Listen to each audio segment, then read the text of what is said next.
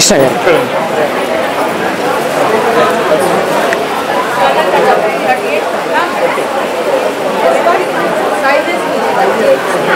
ఈసారి నుంచి అది పెట్టుకున్నాం ఒకటి, క్యాండిల్ వాడకుండా దీపం ఉంటుంది కదా అది పెట్టుకున్నాం. మీరు రండి రండి రండి. కరీంనగర్ నుంచి కుమారస్వామి చెప్పారు కదా. అయిందా అందరిది? అయిందా ఇంకంతే కదా.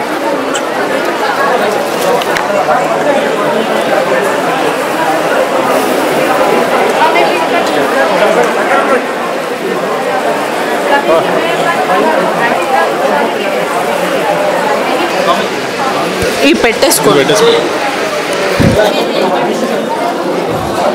సూర్యుడు ధనుడు రాశి నుండి మకర రాశిలోకి ప్రవేశించే రోజు మనం మకర సంక్రాంతి అంటామండి. అంటే ఉత్తరాయణంలో ఉత్తర దిశగా ప్రయాణం అవుతుంటాడు. ఇది ఉత్తరాయణ పుణ్యకాలం అన్నమాట. అత్యంత పుణ్యదినాలు మనకి స్టార్ట్ అవుతాయి హిందూ క్యాలెండర్ ప్రకారం. ఈరోజు మనం భోగి, సంక్రాంతి, కనుమ అని 3 రోజులు, 4వ రోజు ఉంటుంది ముక్కనుమ అనేది. తెలిసి ముక్కనుమ అనేది ఉంటుంది 4వ రోజు. భోగి రోజు భోగి మంటలు వేస్తాము. ఖచ్చితంగా నువ్వుల నూనె ఒంటికి మద్దన చేసుకొని కాసేపు ఎండలో కూర్చొని తర్వాత నలుగు పిండితోని సున్ని పిండితోని రుద్దుకొని స్నానం చేయాలి. ఇది చాలా మంచిది ఆరోగ్యం. ఖచ్చితంగా సంక్రాంతికి అది చేయాలండి మనం. ఇంకా తర్వాత కొత్త బియ్యం మన దగ్గర దొరుకుతున్నాయి. అనేక రకాలైనటువంటి దేశీ వరి వంగడాలు పంటలు తీస్తున్నారు మన రైతులు. గో ఆధారితంగా సేంద్రీయ వ్యవసాయం చేస్తున్న వాళ్ళు ఉన్నాయి. ఆ బియ్యం తీసుకుపోయి మీరు ఆర్గానిక్ బెల్లం, ఎట్లాంటి మందులు కలవనటువంటి నల్ల బెల్లం ఉంటుంది కదా, ఆ నల్ల బెల్లంతో మీరు పొంగలి చేయండి.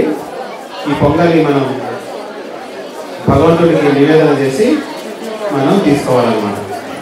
ఇక తర్వాత నువ్వులతో తయారు చేసినటువంటి పిండి వంటలు అంటే అరిసెలు కానీ నువ్వుల లడ్డు కానీ తీసుకోవాలి. నేను డాక్టర్ గుమ్మడివెల్లి శ్రీనివాస్. పర్టికులర్గా ఈ కాలంలో ఈ సీజన్ మనం ఈ ఋతువులోకి ఎంటర్ అయినప్పుడు ఈ అవసరం అన్నమాట. అందువల్ల మన పండుగల రూపంలో సంక్రాంతి అనే కాదు, ఉగాదికైనా శ్రీరామనవమికైనా ఏదైనా మన పండుగలు పారమార్థికంగా చాలా అర్థాలు ఉంటాయి. దానిలో ఆధ్యాత్మికంగా చూస్తే, భౌతికంగా చూసినా కూడా చాలా అర్థాలు ఉంటాయి. ఇప్పుడు శ్రీరామనవమికి మనం పానకం తప్పనిసరిగా పానకం తాగుతాం. బెల్లము, మిరియాల పొడి ఈ 2 నీళ్ళలో కలిసినప్పుడు అవి తాగితే ఎండ దెబ్బ అనేది, వడ దెబ్బ అనేది, సన్ స్ట్రోక్ అనేది తాకదు అది. అందువల్ల తప్పనిసరిగా మనం కూల్ డ్రింక్లు అవన్నీ బంద్ చేసి ఇట్లాంటి సంప్రదాయాన్ని కాపాడుకోవాలి. అట్లనే ఉగాదికి తినేటువంటి పచ్చడి, వేప పువ్వు పచ్చడి, ఆ పచ్చడి తాగితే జీర్ణ వ్యవస్థ మొత్తం పేగులన్నీ కూడా క్లియర్ అవుతాయి. చేదు తాగడం, నవరసాలు, షడ్రుచులు తినడం వల్ల మన శరీరంలో ఉండేటువంటి ఇంటర్నల్ ఆర్గన్స్ అన్ని కూడా యాక్టివేట్ అవుతాయి. తర్వాత ఎండోక్రైన్ సిస్టమ్ అంటాం కదా, ఎండోక్రైన్ సిస్టమ్ కూడా యాక్టివేట్ అవుతుంది అన్నమాట. కడుపు శుద్ధి అవుతుంది ఉగాది పచ్చడి తాగితే. ఇట్లాంటి సంప్రదాయాలు మనం మర్చిపోకుండా కొనసాగించాలండి. తప్పనిసరిగా మీరు బియ్యం న్యాచురల్గా పట్టిన దేశీ వంగడాలతో తయారైనటువంటి బియ్యం మీరు కొనుక్కోలేండి.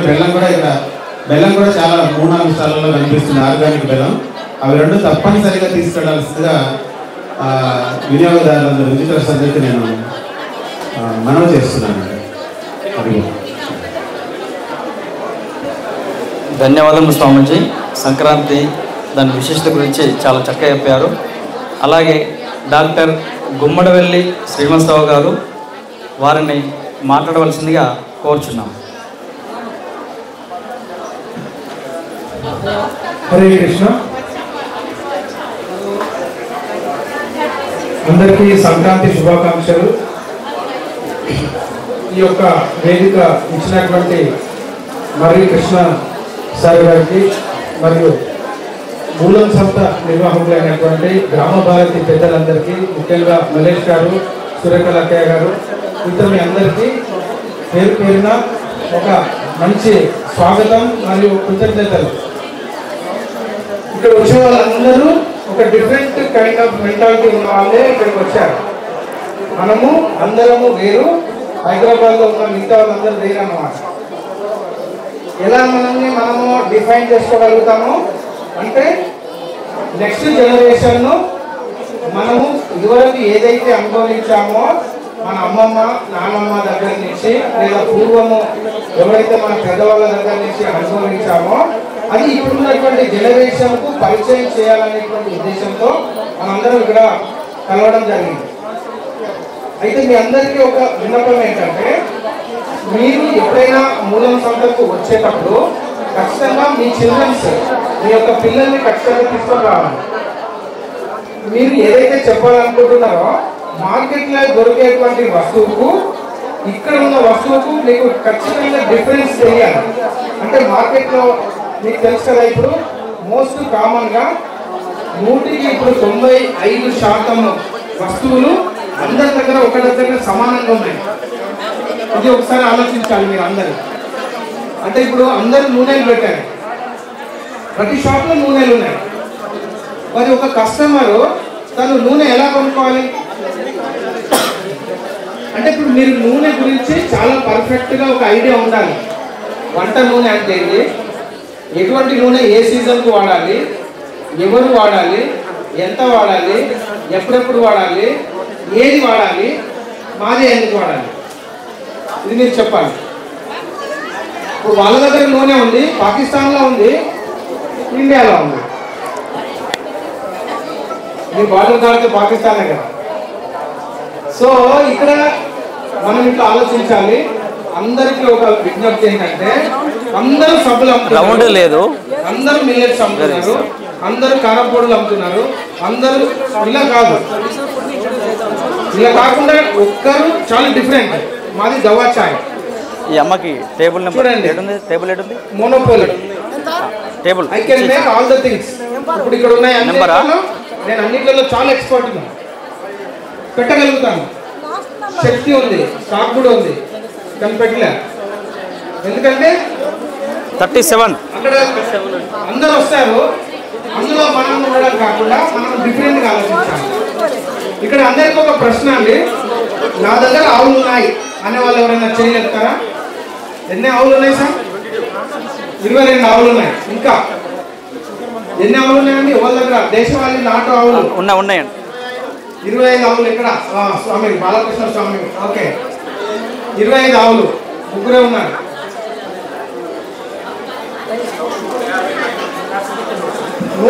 పైన వాళ్ళ దగ్గర కూడా ఉన్నాయండి, 12 ఉన్నాయి. మాతాజీ అది ఒకసారి నామదేజ్ అది పంపించండి. 2-3 వెరైటీస్. మీరందరూ చాలా డిఫరెంట్గా ఆలోచించాలండి. మోస్ట్ కామన్గా ఇప్పుడు మీరు చూడండి, సబ్బులు పెట్టారు,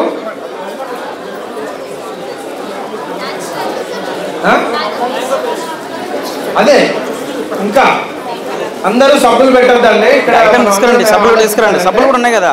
ఒక డిఫరెంట్గా పోవాలి, ఒకటి ఇంకా డిఫరెంట్. అందరూ ఏం చేయాలంటే ఐటమ్స్ ఉన్నాయి కదా, 2-3 తీసుకురండి. ఎవరో ఒక సబ్బులను తీసుకొని తొందరగా చేయాలి.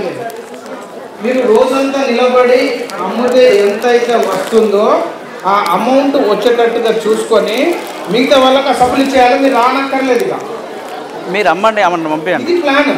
ఇప్పుడు నూనెలు ఉన్నాయి కదా, నూనెలు అమ్మేటువంటి సోదరులు ఎవరైతే ఉన్నారో ఒకరే నూనెలకు సంబంధించిందంతా తీసేసుకొని మిగతా వాళ్ళు వేరే ప్రోడక్ట్ అమ్మాలి. అంటే మన ఇప్పుడు పండుగ అనుకోండి, మన ఇంట్లో సంక్రాంతి సకినాలు, పక్కింట్లో సకినాలు, ఆ పక్కింట్లో సకినాలు, ఎవరు తింటారు ఆ సకినాలు? అందరింట్లో పాత బియ్యం సకినాలు అయితే పండుగ ఏం ఎంజాయ్మెంట్ ఉండదు. సో ఇట్లా నా ఐడియా. ఇది చూడండి ఐడియా. ఇది ఒక 7 years కింద నేను ఇంట్రడ్యూస్ చేశాను. ఇది మన కేక్ మఫిన్స్ అండి. కేక్ మఫిన్స్, కేక్ సంబంధించినటువంటి ఒక రబ్బర్. దీన్ని ఏం చేశానంటే వీళ్ళ ఊరికి వెళ్ళాను, రఘునాథపురం, ఈ మాతాజీ వాళ్ళ ఇంటికి వెళ్ళాము. గోవు యొక్క ప్రొడక్ట్స్ను యాక్చువల్గా మనము ఇంటర్నల్గా తీసుకొనక్కర్లేదు. ఈరోజు మనకు సంక్రాంతి జరుగుతుంది కదా, 1,30,00,000 మంది అందరికీ ఉన్నాయి మేడం. ఏమండి ఒక 20% ముస్లిమ్స్ తీసుకున్నాం, ఒక 10% క్రిస్టియన్స్ తీసుకున్నాం, ఒక 10% నాస్తికులను తీసుకున్నాం. అంటే మిగతా 90 కనీసం 90 లక్షల కుటుంబాలకు సంక్రాంతి పేడతో తయారైన న్యాచురల్ దేశవాళీ ఆవు పేడతో తయారైన గొబ్బెమ్మలు అంటే ఇది పేరుకు వచ్చేటువంటి ఒక మూసలో ఒక డిజైన్ చేయబడింది. ఇది మనకు చీపు, మనకు సంవత్సరం అంతా చేసిన తర్వాత దీన్ని ఇంకా బాగా చేయాల్సి ఉండే, అయితే మేము బాగా చేసాము అప్పుడు. ఇప్పుడు టైం లేదని మాతాజీ వాళ్ళు. ఇప్పుడు ఇది చూడండి, ఇప్పుడు మనం ఇది అమ్మగలుగుతామా లేదా? ఇప్పుడు సంక్రాంతి సీజన్, సో ఇప్పుడు ఈ సంక్రాంతి సీజన్లో మనం ఆన్లైన్లో కనుక అమ్మగలిగితే మనము ఎంపవర్ కావచ్చు. ఇవన్నీ ఇక్కడ ఇవి చూడండి, ఇట్లాంటి దాదాపు ఒక 20-25 రకాల దీపాలు మేము 15-20 సంవత్సరాల కిందట తెలంగాణలో ఇంట్రొడ్యూస్ చేశాం. చాలా చీపు, ఈజీ. సో ఇలా మీరు అందరూ, ఇప్పుడు నేను గొబ్బెమ్మలను తయారు చేశానండి. ఇది గో అర్కుతో తయారు చేసినటువంటి ఫినైల్. ఇది డైరెక్ట్ గో అర్క్ అండి, అంటే గోమూత్రం. సో ప్రతి ఒక్కరూ ఇక్కడ చూడండి, ప్యాకింగ్ లేకుండా చాలా మంది అమ్ముతున్నారు. ఎప్పుడు కూడా దయచేసి ప్యాకింగ్ లేకుండా అమ్మకండి. దానికి మనం ఫుల్ డ్రెస్ వేసుకుంటున్నామో మన యొక్క వస్తువుకు డ్రెస్ వేయకపోతే ఎట్లా? ఖచ్చితంగా మన ప్యాక్ చాలా అందంగా తీర్చిదిద్దాలి. ప్యాకింగ్ ఈ యొక్క కలియుగంలో అసలు వస్తువు కంటే ప్యాక్ బాగున్న వస్తువులకే సేల్ ఎక్కువ. ఇది ఒకటండి. అక్కడ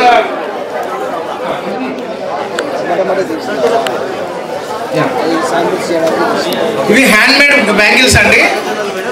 దారం, ఒక్కొక్క దారాన్ని గాజు తోటి చుట్టబడినటువంటి హ్యాండ్మేడ్ బ్యాంగిల్స్ చూడండి. ఈ థ్రెడ్ రఘునాథపురంలో పద్మశాలీస్ ఎక్కువ, ఆ మిగిలిపోయిన దారంతో చేసింది. ఇలా ఉన్న కొన్ని దారాలు వచ్చేసి స్పెషల్గా తయారైనాయి, అంటే వీళ్ళ యొక్క హ్యాండ్మేడ్ అనమాట. అక్కడ గో ఆధార్ వాళ్ళది ప్రాకృతిక్ పెయింటింగ్ ఉందండి. మన యొక్క హైదరాబాద్లో 40% మంది ప్రజలు లంగ్స్ యొక్క ఇన్ఫెక్షన్స్ తోటి బాధపడుతున్నారు. 40% ఆఫ్ పీపుల్ లంగ్స్ తోటి ఇన్ఫెక్షన్ అవుతుంది బికాజ్ ఆఫ్ కలర్ అండి. బాగా హెవీ కెమికల్స్, హెవీ మెటల్స్ ఉన్నటువంటి కెమికల్స్తో కూడినటువంటి కలర్స్ ఉండడం వల్ల చాలా మందికి లంగ్స్ ఇన్ఫెక్షన్ అవుతుంది. సో ఇక్కడ గో ఆధార్ అనేటువంటి ఆ యొక్క షాప్ని చూసారా? ఇది 15 సంవత్సరాల కిందట ఇక్కడ సూర్యకళ అక్కయ్య గారు ఎవరైతే నిర్వాహకులు ఉన్నారో 15 ఏళ్ల కిందనే వారు నేర్చుకొని వచ్చారు ఆ పెయింట్ ఎలా తయారు చేయాలని. తెలంగాణలో ఇప్పుడు ఇంట్రడ్యూస్ అయింది. సో ఇందిరా మేడం గారు అని ఉంటారు, వారి యొక్క కూతురు వారు స్టార్ట్ చేశారు. ఆ యొక్క పెయింట్ ఉద్దేశం ఏంటంటే దాంట్లో కెమికల్ ఉండదు, ఎటువంటి కలరెన్స్ లేవు, ఎటువంటి హెవీ మెటల్స్ లేవు, మరియు అది ఎకనామికల్లీ చాలా చీప్. అందులో పేడ కలుస్తుంది. పేడ కలవడం వల్ల నెగిటివ్ ఎనర్జీ అబ్జర్వ్ అవుతుంది మరియు మన శరీరంలో ఉన్నటువంటి ఉష్ణాన్ని అది శీతలంగా చేస్తుంది ఆ పెయింట్. సో దయచేసి ఇలాంటి యూనిక్ ప్రోడక్ట్స్ మీరు అందరూ రెడీ చేయాలా. ముఖ్యంగా మా దవాచాయిని కూడా ఆదరిస్తున్నటువంటి నిర్వాహకులకు మీ అందరికీ చాలా చాలా ధన్యవాదాలు. మరియు ఇంకా మీ అందరికీ ఇక్కడ ఇంకొక విషయం చెప్తున్నామండి. రాష్ట్రీయ స్వయం సేవక సంఘం ఉంది, RSS. ఈ యొక్క సంస్థకు దాదాపు చాలా అసోసియేటెడ్ సంస్థలు ఉన్నాయి. అందులో గో ఆధారిత ప్రకృతి వ్యవసాయ ఉత్పత్తిదారుల సంఘం ఉంది. ఎవరైతే ఆయుర్వేద ప్రోడక్ట్లు తయారు చేస్తారో వాళ్ళకు ఆయుష్ డిపార్ట్మెంట్ లైసెన్స్ కావాలండి. ఆయుష్ డిపార్ట్మెంట్ లైసెన్స్ లేకుండా సబ్బు కూడా తయారు కావడానికి వీల్లేదు. సబ్బు తయారు చేయడానికి లేదు, ఇంటర్నల్గా ఎటువంటి వస్తువు ఇవ్వడానికి లేదు, పేస్ట్ కానీ పళ్ళపొడి కానీ వీల్లేదన్నమాట. సో దీన్ని అందరినీ మేము ఏం చేస్తున్నామంటే కోఆపరేటివ్ సొసైటీ ఒకటి ఏర్పాటు చేయబోతున్నాం. మీరందరూ దయచేసి ఆ కోఆపరేటివ్ సొసైటీలో కనుక చేరితే మీ ప్రోడక్ట్ మేమందరం కలిసి దాన్ని ఆయుష్ డిపార్ట్మెంట్ లైసెన్స్ ఇప్పిస్తాము. మీ ప్రోడక్ట్ మీరే అమ్ముకోవచ్చు. ఇది దయచేసి అందరూ ఆయుష్ డిపార్ట్మెంట్ లైసెన్స్ కావాల్సిన వాళ్ళందరికీ మేము ఇవ్వగలుగుతాం. మీ దగ్గర ఏదైనా పచ్చళ్ళు ఉన్నాయనుకోండి, తినే వస్తువులు ఉన్నాయి, FSSAI. ఇప్పుడు ఇక్కడ నెయ్యి ఉంది చూడండి. ఈ మాతాజీకి ఓన్ ఆవులు ఉన్నాయి రఘునాథపురంలో, నాకు తెలుసు. కానీ ఇలా చూస్తే వారికి సొంత ఆవులు ఉన్నట్టుగా ఆ ఆవుల యొక్క పాలతో పెరుగు తయారు చేసి ఆ మీగడతో తయారు చేసినట్టుగా మీకు ఎవరికి తెలియదు, ఆమె చెప్పేదాకా. సో దీనికి ఇక్కడ చూడండి, ప్యాకింగ్ సీసా వరకే వచ్చింది, లేబుల్ ఏం లేదు. సో ఇది కష్టం అనమాట. ఇక్కడ వరకు వస్తారు, ఇక్కడ నుంచి ఇక స్టిక్కరింగ్ అయిపోయినాక ఇక చేయలేదు. సో మనం అందరం మార్కెటింగ్ 3 రకాలుగా మనం చేయాలండి. ఒకటి, తయారు చేసే వాళ్ళందరూ మ్యానుఫ్యాక్చరర్ ఎప్పుడు మార్కెటింగ్ చేయకూడదండి. బాగా వినండి దయచేసి, మ్యానుఫ్యాక్చరర్ ఎప్పుడు మార్కెటింగ్ చేయకూడదు, ఫెయిల్ అవుతాడు. అంటే ఒక రైతు తను టమాటాలు పండించాడు, క్రేట్స్ నిండా పెట్టుకున్నాడు, తను గట్టు వరకే తీసుకురాగలుగుతాడు. గట్టు దాటి ఆటోలో వేసి మళ్ళీ మార్కెట్ దాకా తీసుకెళ్ళి ఆడ కూర్చొని అమ్మలేడు.